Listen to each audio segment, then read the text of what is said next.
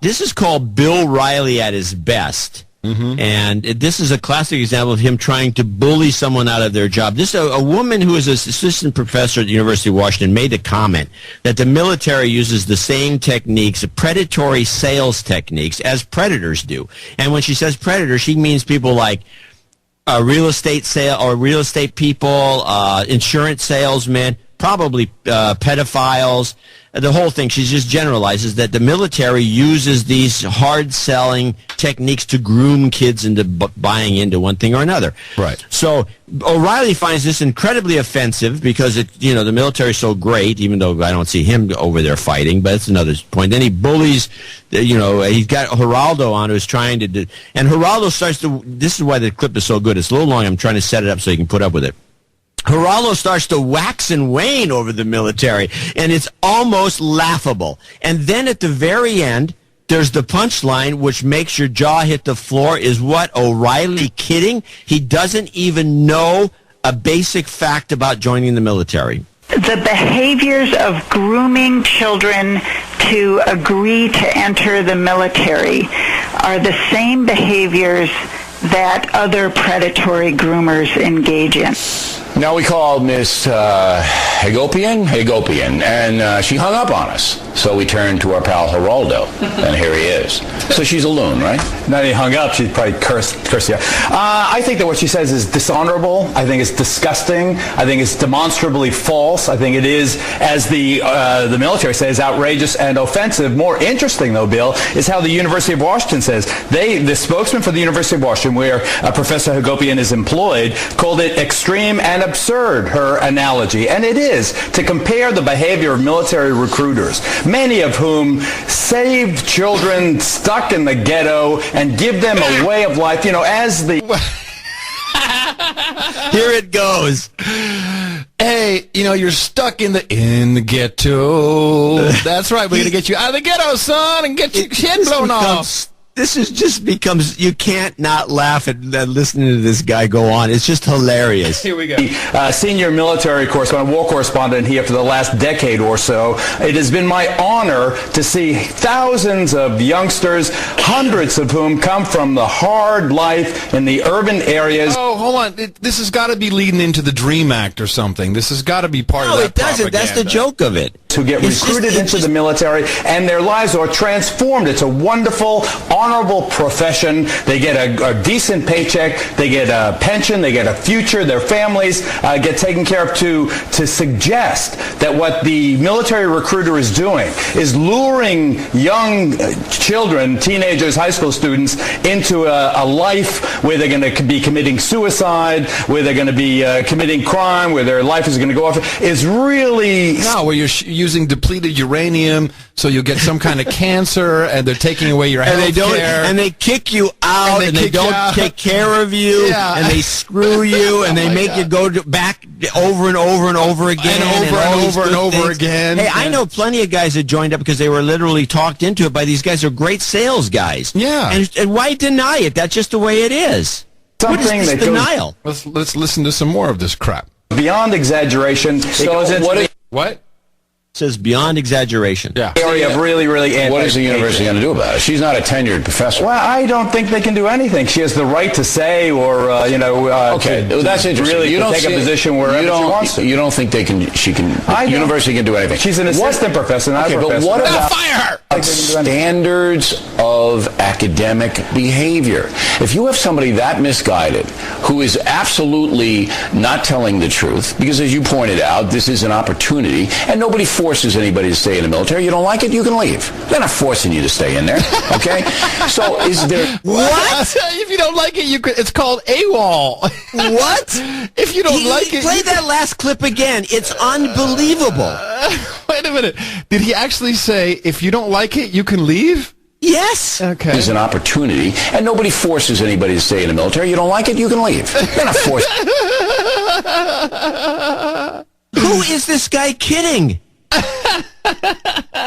It's funny, actually, because there was another little thing in there that I picked up on, because he was saying, well, you can't say this crap at a university, right? Because you're crazy, and if you're accredited, then she should be fired, right? Is that basically what he was saying? Yeah, basically. So this is a throwback to a CSI New York, which it says exactly this same thing. Here's the Ministry of Truth about crazy professors at universities. Peyton! Hi, Stella. What are you two doing here? Hey. I think I may know a little something about your poison victim. And I'm here to prove a man innocent. I got a little intel on Professor Scott. He has a history of espousing various conspiracy theories. Sharing them with his students got him into a little trouble. Every university has at least one unconventional professor. Now, come on, Peyton. This guy's ideas here are totally anti-American. Look at this. Water fluoridations, tsunami bombs, chemtrails. What are chemtrails? Now, some people believe that vapor exhaust from aircraft are actually dangerous biochemicals dispersed into the air. Which only... Anyway, it's un-American. It's un-American. It's un-American to say anything about fluoridation or or chemtrails or anything. It's un-American. It's un-American. And by the way, some people believe that water vapor, the way she said, water vapor from airplanes are actually chemicals. No, it's called geoengineering. And it's Plan and B. Nobody forces anybody. Well, to stay in the military. You don't like it, you can leave. Yeah, They're not leave. forcing you to stay like in there. it, Okay. Hey, all right. This is a message to all boots on the ground. Leave now. Yeah, just quit. Leave Say now. O'Reilly said Leave it was now. okay. I will. You don't like it in Afghanistan? You got a bad assignment? You don't like your CO? Yeah. Just quit. You know what, John? I will take all the money we earn on this show and charter airplanes for all of the boots on the ground and the ships at sea to leave now. If they can actually leave now, get on the plane. You can leave now. Leave now. Hey, guess what? What? They can't leave now. But Bill O'Reilly and Geraldo said you could leave now. Oh, Bill O'Reilly doesn't apparently know anything about the military. You can't, it's not a job. Oh. It's not like a job you sign up for. Well, I quit this job. I mean, what do you have? Of course, then you have the problem. Like, that is the problem. How do you get out of, Kabul and get back to the U.S.? Because they're not going to fly you back if you quit.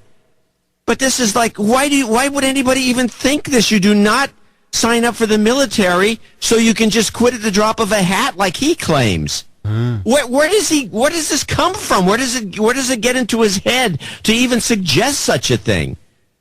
Do you think I really am totally baffled by the whole thing. It's just, is he trying to sucker people into thinking that this is true so they join up? Because I know they have trouble recruiting. I mean, I don't know. What? I don't get it. Do you think either of them have actually served? I don't think so. I doubt it. Yeah. Oh, they'd be bragging about it constantly. Are you kidding? Yeah, right. Yeah. One of them were in for if they were corporals for 2 years, they'd be, when I was in the military. No, Geraldo got a chair on his nose. That's his service. Yeah, that's his service to humanity. And we don't want to demean anybody out there that's stuck in the middle of nowhere. On the contrary, I want to save everyone for when we really need them. Like, not this bull crap. Yeah, that's the point. So Charles Grassley he got this report, and we reported on this briefly, but now it turns out it's gotten a little bit worse. This is regarding the pornography that was being downloaded and purchased, apparently, at the Pentagon and the NSA. You remember these reports, John? Yeah, this is from some months back. We reported on this when it July. happened. But actually, the report was regarding 2008. But it wasn't just any old pornography, John. It was child pornography. And it wasn't just a couple employees. It was 5,200 employees suspected of viewing and purchasing child pornography in the Pentagon and NSA. This doesn't sound believable.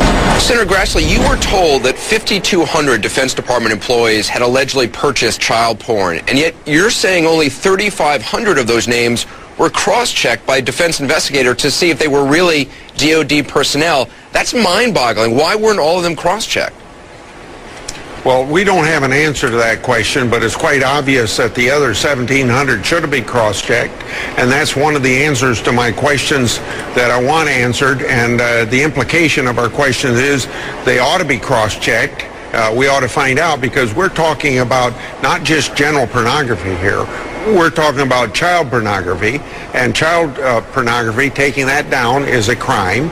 And also, there's an added factor here. Did he say taking that down is a crime? Did he mean what he meant was downloading? Okay. Considering the fact that there's a lot of secured information, national security information that the world shouldn't know, that a lot of times foreign operatives will use this sort of criminal activity to blackmail to get information. So this, by the way, what he's saying there is absolutely true, and that's what's going on that I know for pretty much fact in Gitmo Nation Lowlands, where the whole Justice Department there is corrupted because of pornography and, in some cases, child porn taking place in foreign countries. These foreign countries find out about it, then they blackmail these people into doing whatever they want them to do. So he's right about that. Whether it's happening or not is something else, but you cannot deny that this is a real senator with a real report, John. This was big.